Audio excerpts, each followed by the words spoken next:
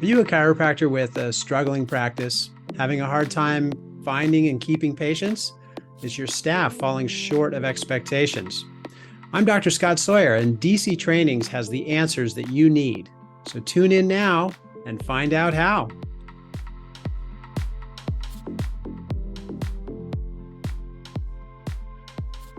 Hello, welcome to DC Trainings. I'm Dr. Scott Sawyer, and I want to welcome everyone to our call today. We're continuing our progress through Module 6. We're now in week 2. So this week's topic is team accountability. And this one, I want to just stress the importance of team accountability as it relates to not only your team, but also doctors yourselves. You need to hold yourselves accountable, right? Especially after coming out of the seminar, we really established strong goals. We established plans, right? Action steps. We established both short-term goals, long-term goals, but we established these goals and action steps and plans around what you want to accomplish in the coming days, months, quarters, years, right? So you need to be accountable for those goals too. And what's really, I like to kind of play this from the scenario of a doctor. And I know we have CAs on our call today, but from the scenario of the doctor, where accountability even goes as far as producing a paycheck for your team, right? For those of us who have been in practice a long time, we've had times where we were stressed about coming up with payroll, right? Maybe insurance checks were a little slow, or you had a bunch of prepays from patients, but then you had a bunch of patients that didn't make prepays for a little while.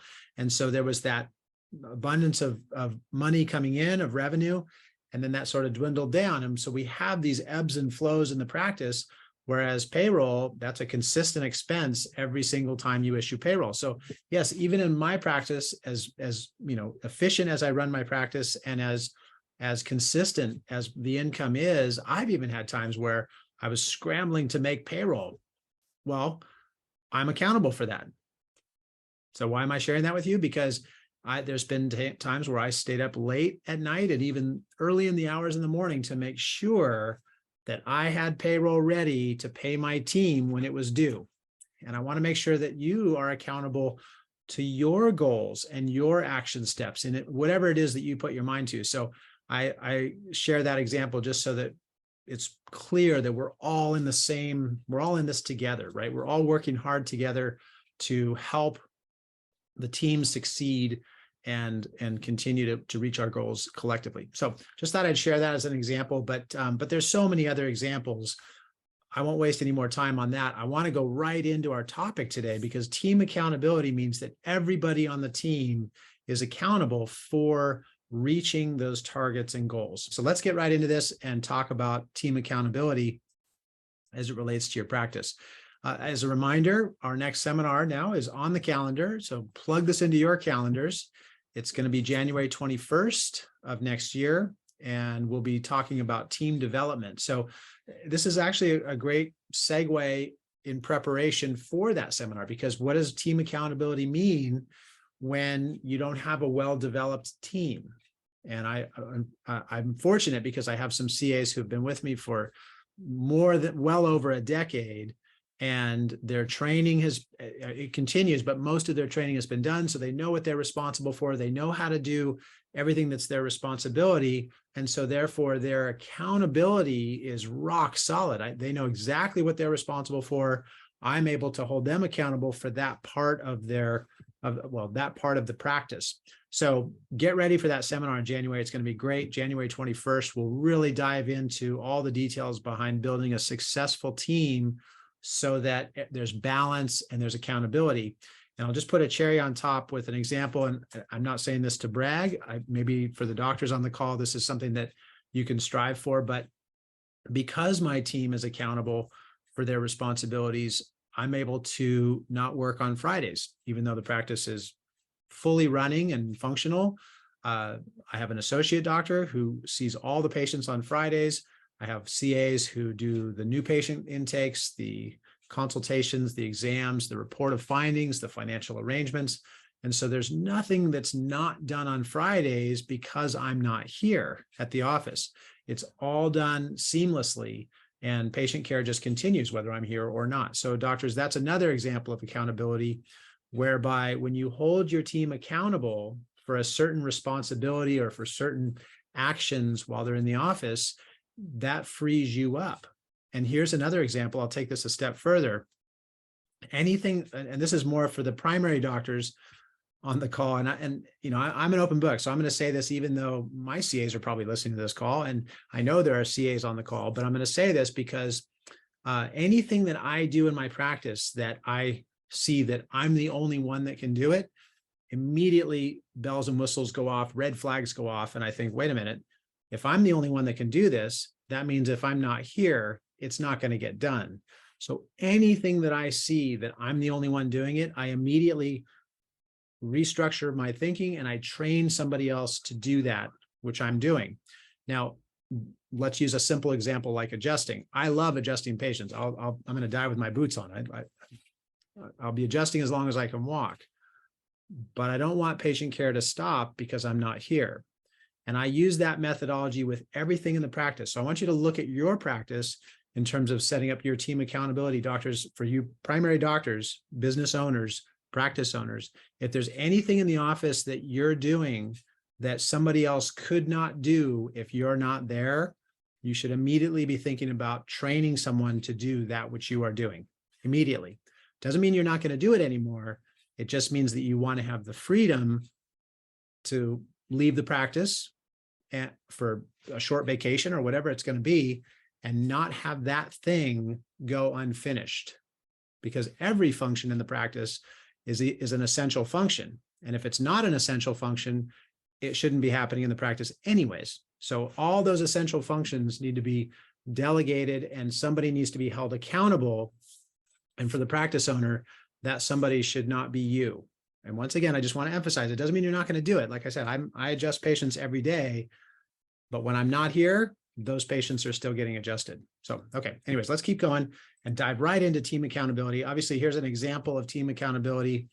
This was, and I shared this at the recent seminar, but this was the first time, not the only time, the first time that I personally by myself adjusted over 200 patients in a day. And I had basically 4 CAs helping me to do this. But this was an example of accountability. And whatever the goal that you set your sights on, and it doesn't have to be 200 patients a day, that's fine. But whatever the goal is, I want to make sure that you have people at your side working with you that are accountable for certain things to make those goals happen, because it's not just a one-person show. We want to make sure everyone's on board and working towards the same goals. And that gives you so much more power and momentum in your practice when everybody's pursuing the same goal. So let's talk about responsibilities.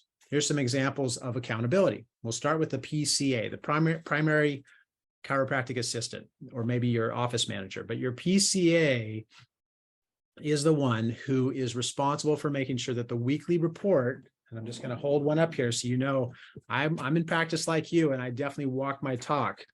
But here's my weekly report right here at my desk. It's here all the time for every week. We fill that out. Everybody has their input. They put their numbers on there. I review it every week before our team meeting, and then we discuss the numbers. How are the numbers translating towards our goals for the coming week or the coming month or the coming quarter or the coming year? It all plays into that big picture in terms of our progress towards our goals. The next is PDC and the team input the daily results. And what do I mean by input? That's in the goals tracking system. So in the goals tracking system, we're taking the numbers from the weekly report and we are putting those into the system.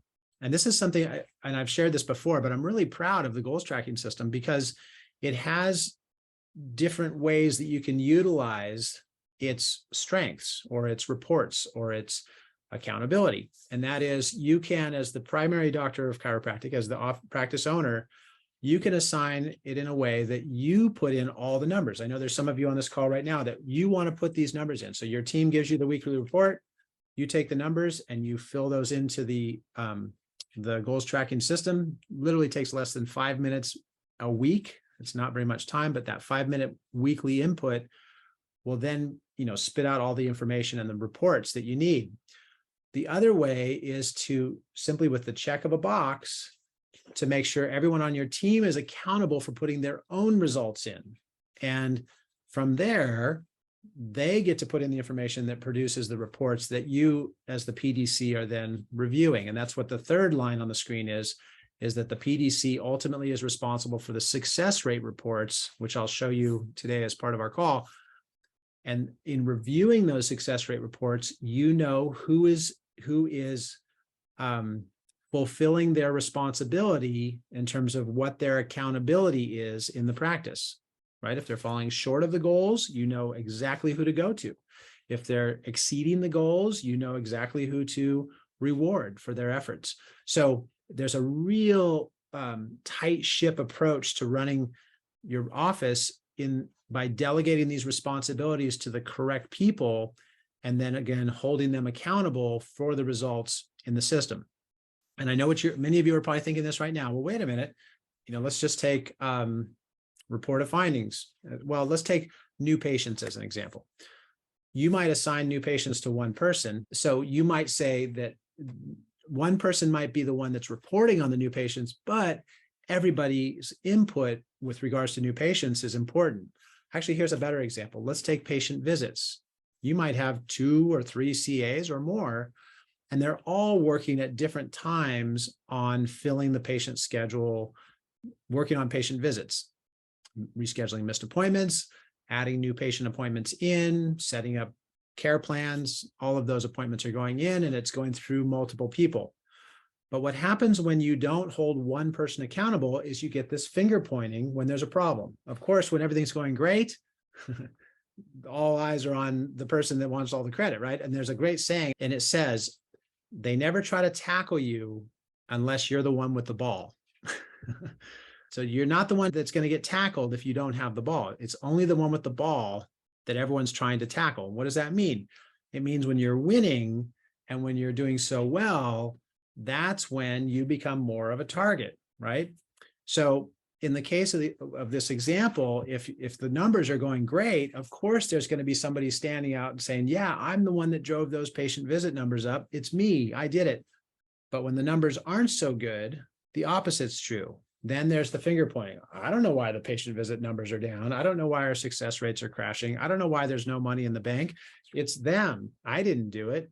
So you need to have one person that's responsible to go to, and then they can talk to others as needed. They can check out what's going on for other people in the practice. They can then reach out and find you the information you need. So from my perspective, and I'm sharing this from my own practice because I'm in full-time practice like you, if I see the patient visits dropping, there's only one person I go to, and I'm going to hold that person accountable. If they want to go and complain or say somebody else dropped the ball and it wasn't their fault, or somebody was late to work and the missed appointments weren't called, if they want to go to that other person and blame them or talk to them, they can do that. But there's one person that I'm going to go to, and then they can go from there. Now, let's take this from a positive light. If let's just say our new patient numbers are up, well, there's one person that I'm going to go to because there's one person that's accountable. And I'm going to go to that person and I'm going to say, congratulations on this great number, this great result that you are accountable for. Congratulations, good job, pat on the back, whatever. I'm going to go to that one person. Now, if that person then wants to go and boast about their accomplishments to the rest of the team, that's great. They can do that. What I might also do is compliment that person, that one person, in front of the whole group. So that might look like this. Let's say I'm in my team meeting for the week, and I say, I want to just let everybody know that I'm really proud of all of you for the new patient success rate. It's at 106% right now. And I want to just specifically thank Celeste for doing a great job, but I also want to thank all of you for helping out, because I know that for Celeste, it would be impossible to do that alone.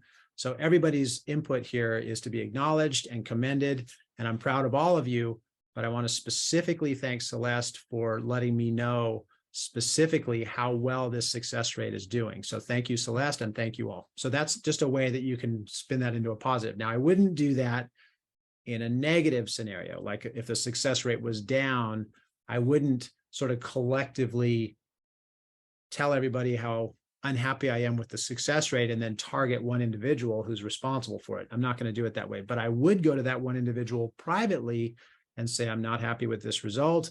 I need you to take action and make a change happen quickly. And if you need any help from me, let me know. And you can discuss this with whoever you need to get help from to make this change happen right away. So that's how you would approach these responsibilities in a way that keeps the team morale high and lets people know they're the ones that are accountable, whether it's a good or not so good. They're where the buck stops. Okay, so let's keep going. Let's talk more in depth about this as we move through this. So we're going to shift over to meetings, and that's why I gave you that example about meetings, because in the meeting scenario, what we're doing is we're establishing routine, which I think all of us can appreciate the value of routine, but more importantly, we're establishing priorities and we're establishing accountability. Okay, so by following this structure in your team meetings, you're not going to run into having meetings that are boring or people feeling like your meetings are unproductive. You're going to have really clear-cut structure to your meetings, and you're going to have good accountability, which then equals a better result from the meetings. Okay, so the first is that meetings must be regular, they must be punctual, and they must have a consistent format. And that's to get a consistent result. If meetings are not regular, if they're not punctual, if they're not consistent, you will not get a consistent result, right? So that's really sort of the first and foremost for these meetings. And there's more to that. Or time is wasted and there's no accountability. This is the general meeting format. And then I'll give you specific examples from each one of the meetings that you should be holding on a regular basis. The first is we start the meeting with your mission statement. Or as I taught you in the last seminar, these could be your core values. So what are our core values? Why are we even here right now? That's where a meeting has to start, because that gives, as they call it, kind of the macro view or the big sense of priority. Why are we taking time out of our lives to have this meeting? I know we're all busy, but this is important, right? So a mission statement or core values, that's how we start the meeting.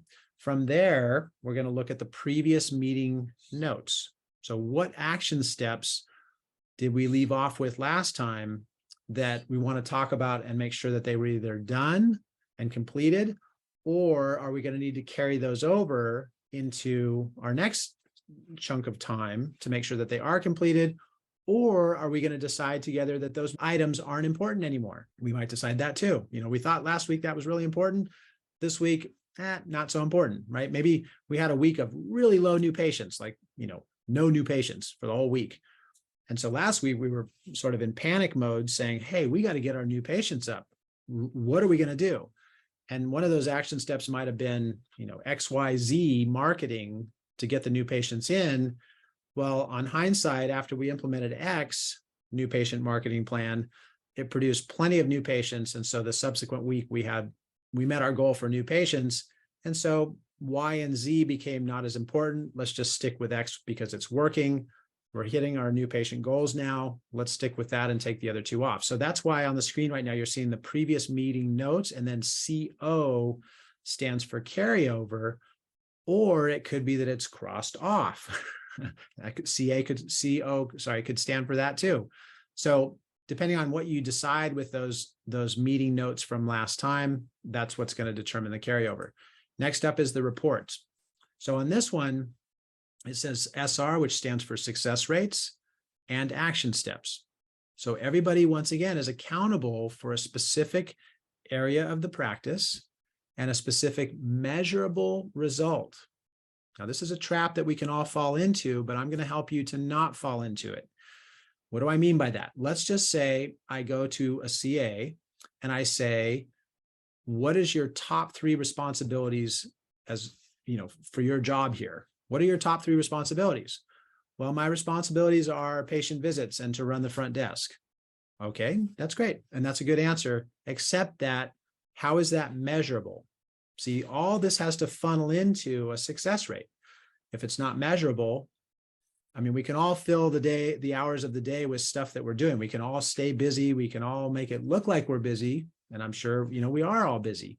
But is there a result that's measurable that pertains to the success of and viability of the practice as a healing or healthcare center where patients come and become and remain subluxation free, right? That's our mission in chiropractic, is to provide health to as many people as possible so that they can enjoy optimum health and go out and be better people in the community and help humanity to be more successful from their aspect, right? So if we're all in great optimum health, or in the words of chiropractic, if we're all operating subluxation free, we can have a better impact on society that we interact with.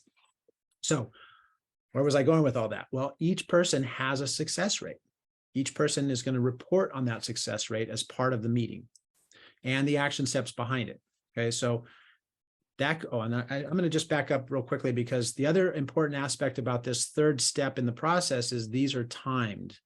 I'm just going to warn you from experience that this section, the section 3, can kind of bleed over into tangents. And if you ever want to look up the definition of tangent, it's a, well, I'm not going to quote it because I don't have it totally memorized as a quote, but if you want to look it up, you'll see quickly why I'm saying this. Tangents do not produce results that are desirable for the intents of the meeting. The tangents can be written down as a sidebar action step to be followed up on later, but a tangent is something that's detracting from the purpose of the specific topic that you're discussing or reviewing.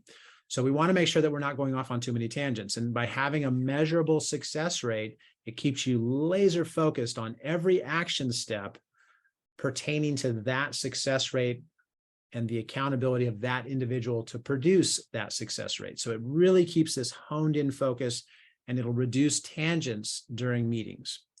Okay. And I actually have been known in my meetings to say, tangent alert, and they all know, okay, wait a minute, we're getting off track. Let's get back on point. We might come back to that tangent, but we're not going to talk about it now because it's off topic from what we're focused on. Okay. So the next one, topic 4 or part 4, is the PDC report and assignments. This means I step in as the practice owner, the primary doctor of chiropractic, and I say, here's what the numbers look like for the practice as a whole. Here's what I'm seeing from my perspective in terms of managing this business. And this is what needs to either happen, or this is what needs to stay the same. This is what we want to continue with more of. This is how the direction is going. So I report on the overall practice and give specific assignments. And those assignments oftentimes will tie into step 2, which is the previous meeting notes. So as an example, let's say that your patient visits have been falling short of your goal in the practice. So previous meeting minute notes might have been, we're going to have more missed appointment follow-up. So then everybody goes around, they have their turn, we do our steps, we get to step 4, and I've been, soaking all this in and absorbing and kind of listening and taking account of who's saying what. I go back to that action step and say, now I like what you said about the missed appointments and getting patients back on the schedule. I want to take that a step further, specifically you, CA, and I identify a person who's going to be held accountable. And I say, I want you to, I want, between now and our next meeting, I want you to contact and reactivate 5 former patients. 5. That's your goal for this week, is to reactivate 5 patients who are currently inactive and have them come in for 1 appointment, just 1. That's it. I mean, it'll obviously, hopefully go beyond that, but your responsibility or the assignment for you for this week is to reactivate 5 inactive patients. And any help you need from me on that, you let me know, but that's where you're at. And then so that's your assignment. So you're reporting and saying, hey, this success rate is down a little bit. I want you to get that number up. Or you might say, I'm reporting on this success rate, which is new patients, at 103% of the success rate. You might say this number is really great on new patients. And what I've noticed is we're getting a lot of really great referrals from the orientation referrals from the classes that I teach. So for that, I just want to say congratulations, great job, everybody. And specifically for the CA who's responsible for new patients, I want you to continue with that because you're doing such a great job. And I know everybody's doing a great job, but you're the one that's going to be reporting on this next week. I'd like to see us, let's just keep it the same, because if we can still see the number of referrals coming from the orientations that we saw for last week, we're going to be even stronger next week because those are building our solid patient base, of active patients. Okay, so it all starts to tie together, and that's where the PDC comes in. I mentioned about the timed aspect for number 3, the reports. Each one of those steps is going to be timed. We give it 5 minutes, and there's a beeper that literally goes off. So there's one CA that's accountable as the timer. So when a person's turn starts, that button gets hit. They have 5 minutes to relay everything. And then when the beeper goes off, they're done. Now, let's say they're not done, but the beeper goes off anyways. They know immediately it's time to stop. We're not going to take somebody else's time. And when we all finish our turns, if there's time left over at the end, then we'll come back to that item that you weren't done with. Okay, so be punctual and be accountable for the parameters of your team meetings, right? Okay, so let's keep going and we'll talk about this next step. And when I get past this part, I'm just going to show you an overview of all the meetings. So it'll really make sense when I connect all the dots in that part. So here, let's continue this. So then there's an open discussion, right? And that's the part where we would come back to somebody's turn if they ended up falling a little short on time and they had to stop. So we would come back to that during the open discussion.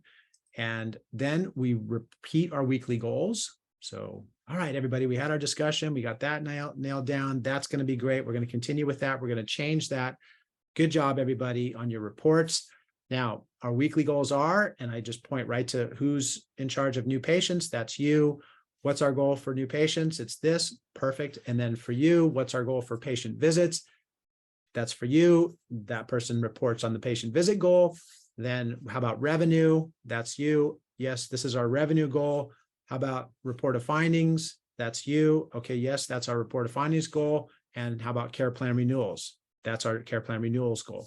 Now I'm kind of bouncing my hands around as if there's somebody that's for every one of these that's responsible, but literally, doctors, it could be you and one CA, or, and I know there's some of you doctors on our call right now where it's just you. Now you should be looking closely at these numbers anyways, even if it is just you. And if you're probably a little crazy about this stuff like I am, you're probably saying them out loud. When I'm driving to work in the morning, I oftentimes will be repeating my goals out loud on the way to work. It's like my success drive. It's just 10 minutes, but it's a nice time to reflect. And sometimes I'll be saying my goals out loud. And I used to look over, this is a long time ago, I used to look over and people would be looking at me like, who's that guy in his car talking to himself? And there's nobody there. And they look at me like I was crazy. But thankfully, we now have hands-free cell phones connected. And so there's all kinds of people by themselves in their car talking to apparently nobody, even though it's because they're having a conversation through their Bluetooth or hands-free device. So I was saved by technology. I don't look like a fool anymore. Kind of fun. But anyways, okay, let's keep going. So then we repeat our weekly goals and then the meeting is finished. So that's our format for our general approach for our meetings. Now we're going to go through quickly. I just want to give you an overview of each of the meetings that's necessary to maintain a successful practice. So our first one is going to be daily. We're going to have a daily meeting. I call it the morning huddle, but it's a daily meeting, happens quickly. We're going to have a weekly meeting with the whole team. On the daily meeting, I know for some of you with the larger practice, not everyone's there first thing in the morning, and that's okay. So then you would just have that daily meeting or the morning huddle, as I call it, with whoever's opening the office in the morning. And that's fine. They'll have that meeting. And sometimes I'm not there for that meeting, and that's okay too. It still happens. We have weekly, we have monthly, we have quarterly, we have annual meetings, and then we have our individual meetings, meaning one-on-one. So these are all the meetings that we're going to have, and I'm going to break these down for you in a really easy to follow fashion, but just know that each one is building into the next one. So daily is 5 minutes before patients arrive. That's it, just 5 minutes. Doesn't need to take any longer. we're going to put our goals on the weekly report. Okay, so that's just this column right here, that first column, and there's 3 sections for this. That's it. I'm sorry, it's 5 sections. The 3 sections being that there's new patients, there's patient visits, and there's revenue. We want to know clearly what are our goals for each of those sections on any given day. Now, report of findings and care plan renewals are a little bit different. We're not putting down what our goal is. For those, we're putting down who is scheduled or how many are scheduled. So as a goal for new patients on Monday, for example, I put down 3 new patients as my goal for a Monday. Well, I don't have really a goal for report of findings. I just want to know how many are scheduled. And of the ones that are scheduled, how many, then in hindsight, we'll say how many of those actually arrived, and then how many started a care plan. I was just on the phone with one of our new doctors this week, and he's brand new. Great doctor. I'm not going to say his name because he's just starting, but I said, well, what do you do when you set up their care plan? Because he had some concerns that he wanted me to help him with. And he said, well, I don't set up care plans. And I paused and I said, I know where we're going to start today. See, a care plan is like a goal. If you don't have a goal, what's the score supposed to be? What are we playing towards? What's the direction? What's the catalyst? What are we striving for? If we don't have a goal, it makes all those questions hard to answer. Imagine playing a game of basketball and the goal is simply to make the ball in the hoop, but you're not counting any scores. It'd be kind of hard to actually have a productive game. So anyways, he was saying, he said, I don't set up care plans. So that was our first call right off the bat. Well, sorry, not our first call, but that was right off the bat where we started that call, was how do you set up care plans? And so we went to the section in DC trainings on creating care plans in module 3. And we talked about that and he got really excited about it. Anyways, so we're going to add the goals to the weekly report. That's here. We're going to just write those down. It just takes a moment, especially once you know what your goals are. Then we're going to compare the goals to the actual, and this is going to come in later. What does that mean when I say compare goals to actual for new patients, patient visits, and revenue? What it means is, I'll use an example. Our goal for new patients on Monday on this page is 3.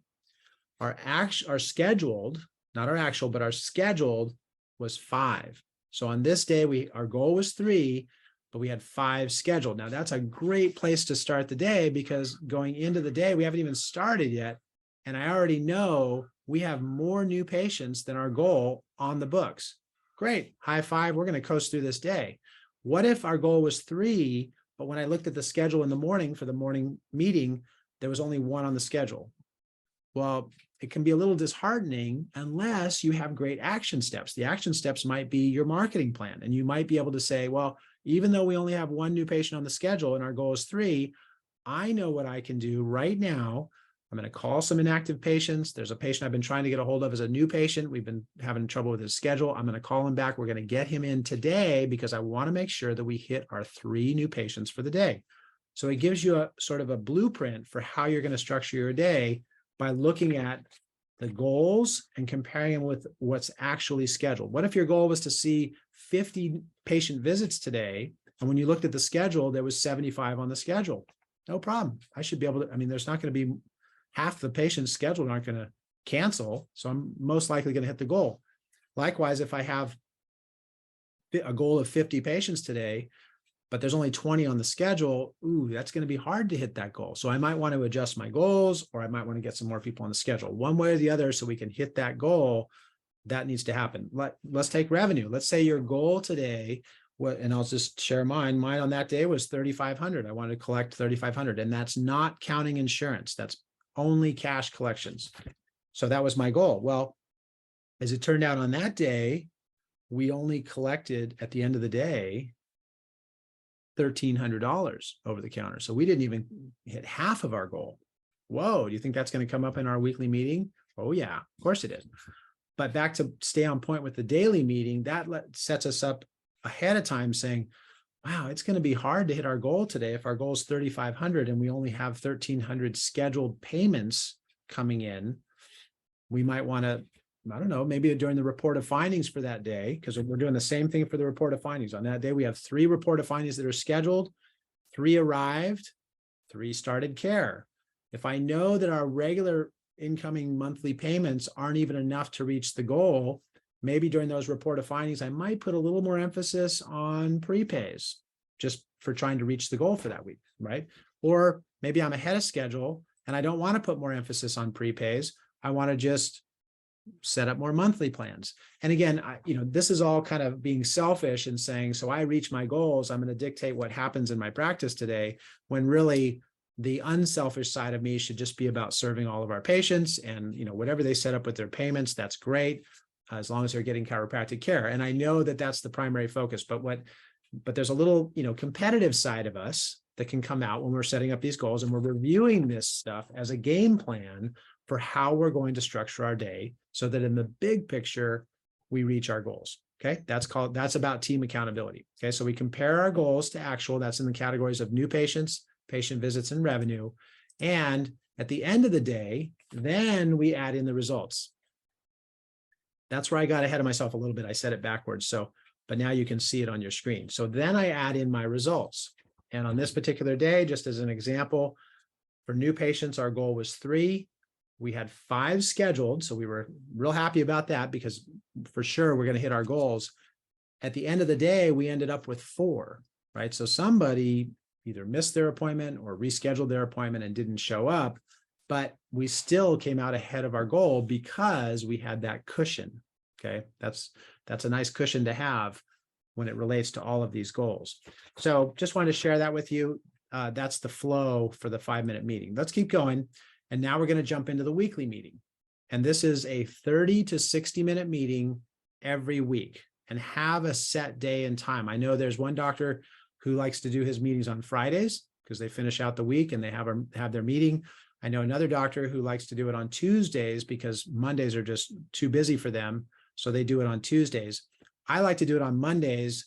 For me, it sets the pace for the whole week. So however you structure it, again, it goes back to what we said previously.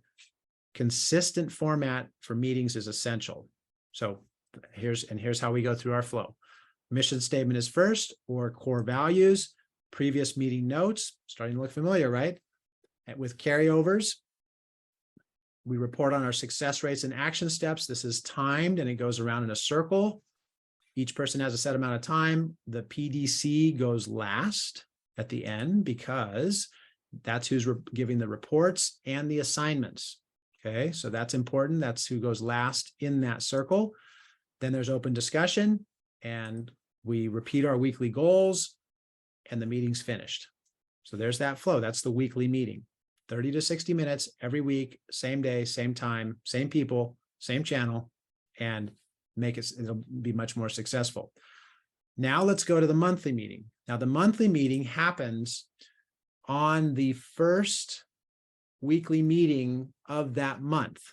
I'll say that again. So here we are, we're in November, right? And today is not the first week of November, but what happens in the month of November is the first weekly meeting of the month is going to be the monthly meeting for the given month. So we set the stage for the whole month during the first weekly meeting. But again, it's the same format. There's just a couple little extras. We do our mission statement, our core values, previous meeting notes and carryovers. We talk about monthly success rates. So it's not the weekly success rates, it's the monthly success rates now. And then the PDC, and for all the PDCs on the call, you're going to come in, you'll do your reports and assignments just as before, but it might be pertaining to the month in addition to the week for this meeting. There's open discussion. We repeat our weekly goals, and it doesn't say it on here, and we repeat our monthly goals. So write that down. We're doing both of them during the monthly meeting. Okay, so we have a little extra that comes in at the monthly meeting as it pertains to the month. That's different from the weekly meeting, but it's still same time, same place, same people, same format, with just some extras thrown in for the month.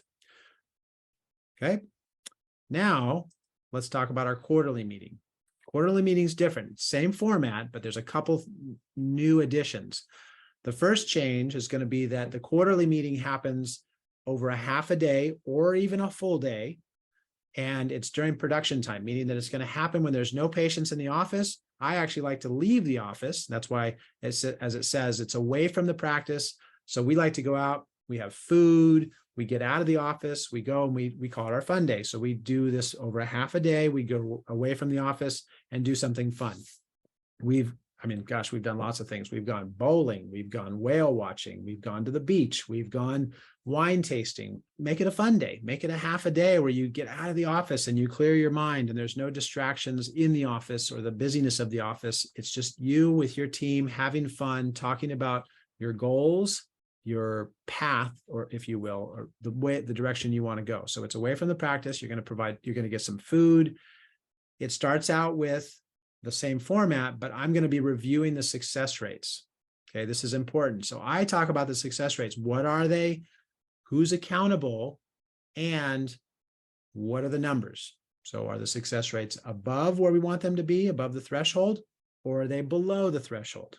And we're going to talk about that. And that's where I'm going to be sharing either my stoke and my happiness and my congratulations, or my concerns, my specific things that need to change, my irrelevant action steps, I want to be supportive of my team, but these meetings can get pretty serious because I'm going to review the past quarter notes. Like, what did we say last quarter that we wanted to accomplish this quarter that's going to help us towards our goals for the year and beyond? Well, I'm going to be sharing that. And then my team reports on their individual results. What is it that they're accountable for? Did they hit the goals for the quarter? Did they make the changes that we planned on changing? Did they continue with the action steps that we decided were still important? How did they do with those results? And how did that play out for the big picture? Okay. Then new action steps are assigned. And that's going to be for what? The coming quarter, right? Not just for the coming week or the coming month, but now it's for the next quarter. And we do want to clearly separate this because we don't want this to turn into a meeting where there's just too much to go over. So there's oftentimes where I'll say during the meeting, I'll say, that's a great suggestion, but I want you to write that down for our weekly meeting. We're not going to talk about that today because that's a smaller task item, smaller action step that really should be discussed in our weekly meeting, not in our big picture meeting today. Okay. So here's some of the unique things that come out of having a well-structured quarterly meeting. The first one is we can adjust goals and bonuses at the quarterly meeting, not at the monthly meeting, not at the weekly meeting, not at the daily meeting. Okay, hold back from that because a quarterly, it gives us an important aspect or important tangibility, I'll say, because beyond 3 months, and I myself included, we just tend to forget stuff. It's especially with specific action steps. Beyond 3 months, I'll probably forget if it's not written down and if it doesn't stay in our plan as a current action step. If it becomes an irrelevant action step, wasn't that important, we didn't really need it, didn't play out, I'm probably going to forget it and we're going to move on. But during this quarterly meeting, there's specific things that we're going to talk about to keep those action steps top of mind and frontline and make sure that they stay in place because they are a productive part of our result. So unique aspects, the goals and bonuses can be adjusted. So we might raise our goals. We might even lower our goals. Maybe we were too aggressive before. We're going to collaborate to adjust the goals. And this one, I was just talking with one of the doctors at our seminar a couple of weeks ago here at my office, which, by the way, the module 1 in January will still be a live seminar at my office. Okay. So for those of you who were asking, I know there was a couple emails we got for doctors saying, is the next one going to be live? Where's it going to be? It'll be at my office, just like module 6, and it will be live. So I encourage you, please come and attend, and we'll spend the day going through this. But this is where we can adjust the goal. So if we had set a goal, say, to have big collections, like we were really excited, let's just blow the roof off with our collections and revenue, and let's go for it. And we laid out our action steps, and it was all good. And then 1 week after that meeting, a CA quit. Well, that's hard, right? When you have a CA quit, all of a sudden everything sort of readjusts, right? And there's a lot more work for the people who are still on the team. So if that happened, that would not be the time to adjust the goal. It would be a time to scramble and get a new CA on board and start training immediately, but you wouldn't adjust the goal then. You would adjust the goal now based on the result. Your result might have only been 50% of the goal because the CA left. it's still not the time to adjust the goal. The time to adjust the goal is only at the quarterly meeting. So by the time it gets to the quarterly meeting, maybe you've sort of recouped, maybe you haven't even had a chance to rehire someone yet. But this is the time to sit down with your team. And that's why it says on the screen, collaborate to adjust the goals. And this is a great example. This is what I'm leading up to. I've had it come up where we had a CA leave the team and we waited. It was probably a couple months later. We had our quarterly meeting and I asked my team, should we adjust the goals? Well, what happened during that time was we were operating with less CAs, but my CAs operate under the net bonus. And the net bonus means that they get a profit sharing bonus that they split between them at the end of every month. Well, what happens when there's one less person on the team? Everybody's profit sharing bonus got significantly bigger. So what they found is they were able to still accomplish all the action steps and keep the practice running smoothly with one less person on the team. So when it came time to that quarterly meeting, because we had had time to let the dust settle, to reorganize, to reconfigure, and sort of repace ourselves, when it came time to that quarterly meeting, I thought the biggest topic was going to be, we got to hire somebody. No. They said, no, we don't need to hire anybody. I like how much bigger my bonuses are. We got the work done. As you can see, our success rates are still solid. We're getting everything done and it's with less people and we're getting paid more. We're not going to rehire. So, and that all comes from collaborating to adjust the goals, right? So that's important. We combine it with a fun day. I mentioned that, and that means that we went out and had fun together. And here's an example of us meeting and having that meeting. So let's now go to the yearly meeting, full day meeting, non-patient day. So this could be on a weekend if you're open all week. For us, we don't see patients on Thursdays. We allocate a full Thursday. And again, we've gone overnight to a hotel. We've gotten out of town. We've gone on trips. We've done lots of fun things to make this a full day of just, we're planning for the whole year. And here's the format. So the first is I'm reviewing success rates as before. Then the team reports on yearly results. New yearly goals and action steps are established, again, with collaboration, right? What do we want to do next year? What do we want to accomplish? And I listen from them. Now, if I have a CA who is not as ambitious as I would like, and they're happy with the status quo, even though the numbers are pretty low, then I'm obviously going to need to correct them. But when you set this up the way I've taught you with DC trainings, where your team is incentivized to serve more people, both in joy of work, right? Satisfaction, career satisfaction, and financially, you're not going to have a lot of people who are holding back these yearly goals. They're going to be much more active in deciding, okay, what's possible? How far can we take this? And what's that going to mean on my paycheck, right? So they're very involved in pushing the limit, but not too much. So it's really a great system. So we establish new yearly goals and action steps with collaboration. Then we start to work backwards. So as an example, next year, team, how many new patients do you want to see? Here's what our goal was last year. What would you like to do next year? Well, we're pretty busy, so why don't we leave the new patient goal where it's at and do the same thing next year as we did that last year? Okay, that sounds great. How about for patient visits? Well, that yeah, we can leave that the same too. We're happy with where we're at. And then I come in as the PDC and go, well, actually, I respect what you're saying, but with all due respect, I want it to go up by 10%. I want to climb a bit and bring it up. So let's add 10%. Everybody okay with that? Yeah, we're okay with that. Okay, cool. Well, the good news is now that you've agreed to that, here's what that's going to mean for your bonuses. Because if the patient visits go up by 10%, what do you think is going to happen to your bonuses and your paycheck? What's probably going to go up too? Okay, great. We like that. Okay, good. And so we bump it up. So that's how that collaboration happens. And once we've established that, we divide it out. We take the whole year goal, divide it by 4 to get our quarterly, divide that by 3 to get our monthly, divide that into how many days of the week you're open. That's to get the weekly, or sorry, all the way down to the daily. Okay. Then we assign new action steps to make sure those goals happen. And unique aspect of the yearly meeting, where it's away from the practice. We want to include meals, right? So go out and get some food, stay overnight in a hotel, whatever it takes. get away from the practice, go out, have some fun, make it fun. And at the same time, this is the information you're going to come away with, and then plan a year-end company party afterwards. And it may be right afterwards. It could be another day, a different week, whatever it is. We typically don't do our company party right after our yearly meeting. We have our yearly meeting together as a team. And then we plan our company party on a different day when my team's spouses and my spouse can all come. We can all get together.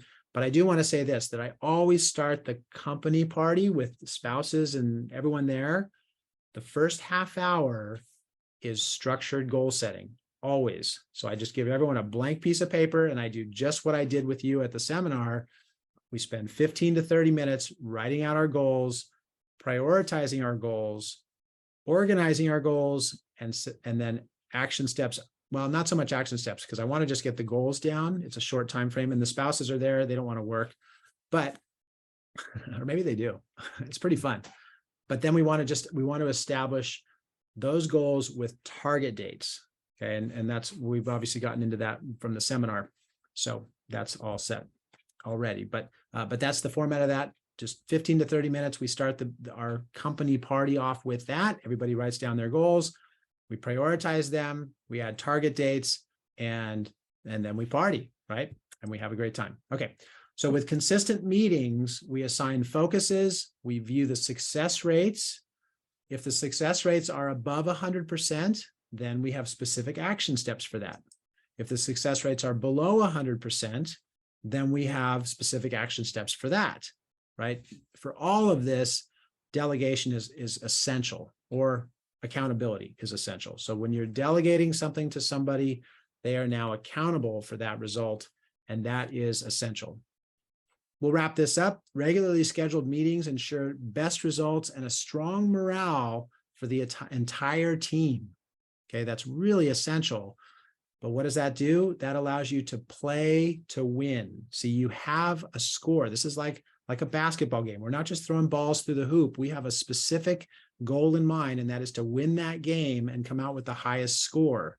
So this is your scorecard when it comes to your practice, is who's accountable for what and how well will your practice thrive overall. And that pretty much, that does wrap up our topic today. Next week, we'll get into progress reports. So this is the actual measurable part of team accountability. So as far as the flow, how are we doing with Module 6? We started out by achieving your goals or setting goals. Week 2 is team accountability. Week 3 is progress reports, right? So we're going to get into that next time. And I went right up against the hour. This was a big topic today. So thanks for staying with me. It's great to be with you. And with DC trainings, I know that we'll all enjoy more success in our practices. So let's keep it up, and we will continue this thread into next week. Happy Thanksgiving to everybody. Have a great holiday. Enjoy time with your family. Enjoy great food, great company. And as I always like to say on Thanksgiving Day, when everybody holds up their glass and we have a huge family toast, I say, here is to give thanks for all of you, my family, and the time we share together, and also give thanks to being subluxation free. And I'll talk to you next week. If you would like to become a member of DC Trainings, be sure to head on over to dctrainings.com to get started today.